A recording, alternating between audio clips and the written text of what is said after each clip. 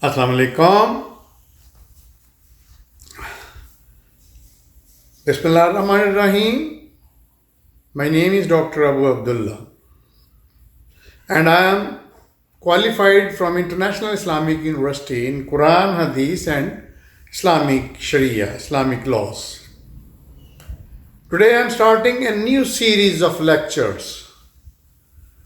Actually, these are the systems in Islamic civilization which were introduced by the Muslim caliphs.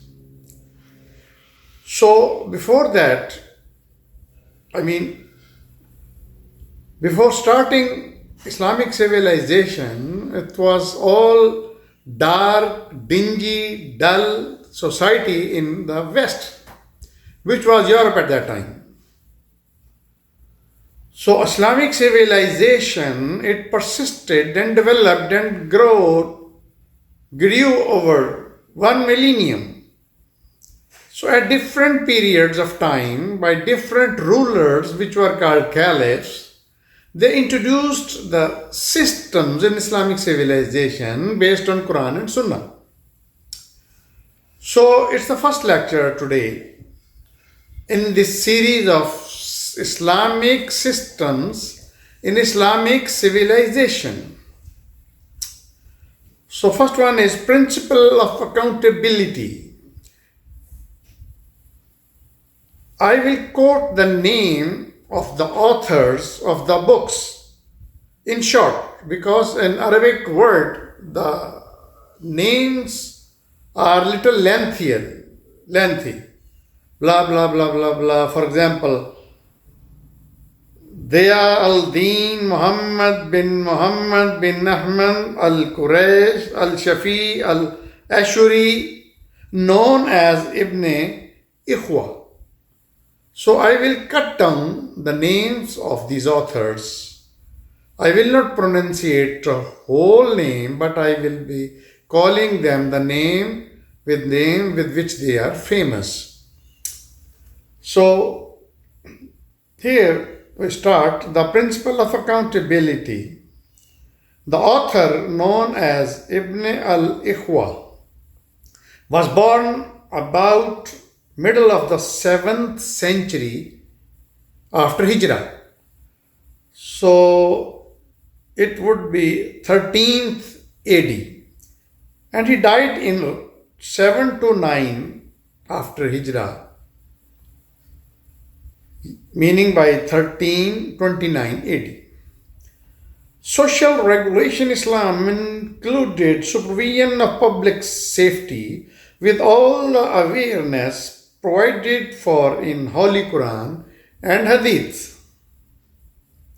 This supervision and accountability that went with it was Hisba. It's an Arabic word. Hisba means accountability, which in its essence was a Muslim's obligation arising from the Quranic injunction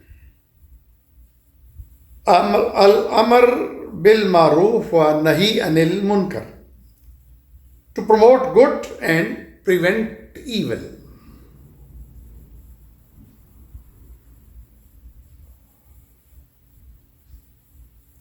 Hisba as accountability was an essential corollary of Islamic justice as applied to the public services and public transactions.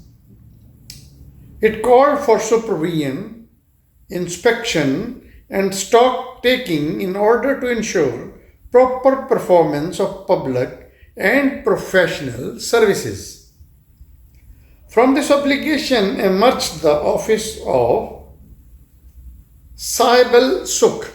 It's an Arabic word. In English we can say supervisor of the market, for supervision and promotion of public morality and fair play in professional dealings and transactions in crafts, trades and markets. The Hisba department, though a part of Chief Justice Secretariat, was headed by a separate official with the special status of Muhtasib. Muhtasib, Arabic word, in English we can say the administrator of accountability. He was sought to be a God-fearing religious man and was invested with all powers to allow the licit and forbid the illicit. He ranked higher than the Qazi and was appointed by the Caliph himself. Caliph means ruler. The first Muhtasib was appointed in the 3rd century after Hijrah during the reign of Abbasid Caliph Mamun Abdul Rashid. Instructions issued to him and the procedure adopted and cases decided by the Muhtasib led to the development of Hisba literature, wherein the subject was discussed and elaborated in all its dimensions. By the end of the 5th century after Hijrah, Imam Ghazali in 505 after Hijrah devoted a section to in Ahya Ulum Din, as Hisba became an essential feature of Islamic polity. Mawardi, it's a name. Mawardi included a chapter on it in his Ahkamul Sultaniya, thus bringing Hisba within the orbit of constitutional law. The full-fledged works written on Hisba were of two categories: the works of a judicial nature, which define the essence and scope of Hisba, and the obligations arising out of it for the Muhtasib, and those of an administrative nature, second type, which dealt with the technical details of the supervision for the guiding and enlightening of Muhtasib. However, all the works on the subject underlined the great importance of the office of Muhtasib and stressed him high qualifications so that he would be above any approach whatsoever. More specifically, he was to be God-fearing and religious. Here the word is religious, but I will call it dini, because for me religious is a mazhab which has only concern with the worship acts, whereas Islam is a deen. So I will call here God-fearing and dini, noble, learned, modest, experienced, intelligent, unbiased, rich and honest, above corruption. In the Muslim West, I mean Spain, Al-Sakti of Malaga wrote a kitab fi Adabul Hisba. In English, it can be said the book on requirement for accountability, by about 500 AD, equivalent to 1106. Later in 6th century, Ibn Abdul of Seville wrote Risala fi al-Qada,